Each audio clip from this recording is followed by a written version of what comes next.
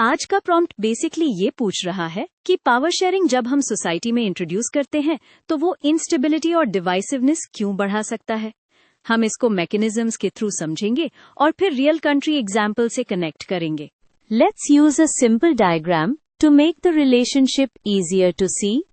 सबसे पहले power sharing का सिंपल मीनिंग क्लियर कर लेते हैं। इसका आइडिया होता है कि गवर्नमेंट की पावर एक ग्रुप के पास न रहे बल्कि डिफरेंट ग्रुप्स को फॉर्मली शेयर करनी पड़े। ये सुनने में फेयर लगता है पर इसकी डिजाइन कभी कभी प्रॉब्लम्स क्रिएट कर देती है। अब मेन रीजन नंबर 1, जब आप पावर को ग्रुप आइडेंटिटी के बेसिस पर एलोकेट करते हो तो पॉलिटिक्स परफॉर्मेंस से ज्यादा आइडेंटिटी कंपटीशन बन जाती है। लीडर्स फिर हम वर्सेस वो लैंग्वेज यूज करके अपने वोट बैंक को सॉलिड करते हैं और सोसाइटी और ज्यादा पोलराइज्ड फील करती है। Reason number 2, instability. Power sharing setups में कोअलिशन या मल्टी वीटो अरेंजमेंट्स कॉमन होते हैं।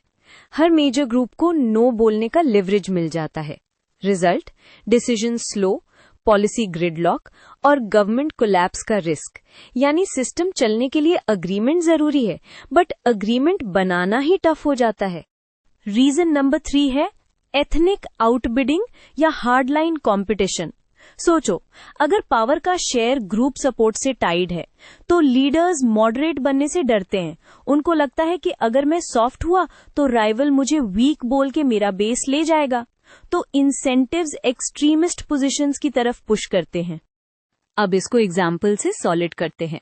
लेबनान एक क्लासिक केस है जहां टॉप ऑफिसेज रिलीजियस कम्युनिटीज में फिक्स्ड कोटाज के थ्रू डिस्ट्रीब्यूट हुए। टाइम के साथ ये कोटाज आइडेंटिटी को और रिजिड बनाते गए, बार्गेनिंग मेसी हुई और एक्सटर्नल एक्टर्स भी डिफरेंट फैक्शंस को बैक करते रहे। ये मिक्स इंस्टेबिलिटी और डिविसिवनेस दोनों को फ्यूल करता रहा। बॉस्निया एंड हर्ज़ेगोविना में भी पावर शेयरिंग अरेंजमेंट ने ग्रुप्स को सेपरेट पॉलिटिकल कैंप्स में लॉक कर दिया। जब इंस्टीट्यूशंस ऐसे डिजाइन हो जाएं कि हर ग्रुप अपना वीटो यूज करके रिफॉर्म्स रोकते तो गवर्नेंस स्लो हो जाता है। लोगों को लगता है सिस्टम डिलीवर नहीं कर रहा और मिसट्रस्ट और डीपन होता है। इराक को देखो, पोस्ट 2003 पीरियड में पावर शेयरिंग को सेक्टेरियन लाइंस पर ऑर्गेनाइज करने से पार्टीज ने आइडेंटिटी बेस्ड मोबिलाइजेशन और पेट्रोनेज नेटवर्क्स बिल्ड किए। जब पॉलिटिक्स, जॉब्स और रिसोर्सेज के सेक्टेरियन डिस्ट्रीब्यूशन जैसी लगने लगे, ट्रस्ट ब्रेक होता है, प्रोटेस्ट्स और वायलेंस का रिस्क बढ़ता है और स्टेट अथॉरिटी वीकन होती है।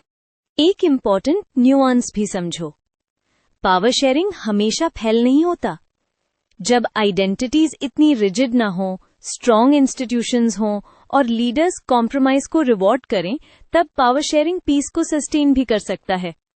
स्विट्जरलैंड जैसे केसेस में ब्रॉड इंक्लूजन स्टेबिलिटी सपोर्ट करती है। तो आर्ग्यूमेंट ये है कि सर्टेन कॉन्टेक्स्ट में, स्पेशली डीपली डिवाइडेड सोसाइटीज में, badly design power sharing instability और डिवाइसिवनेस बढ़ा देता है। अब एग्जाम स्टाइल कंक्लूजन लिखने का क्लीन वे। पहले क्लेम, फिर 2 to 3 मैकेनिज्म्स, फिर 2 to 3 एग्जाम्पल्स और एंड में 1 लाइन नुआंस। इस स्ट्रक्चर से आपका आंसर बैलेंस्ड भी लगेगा और वेल सपोर्टेड भी।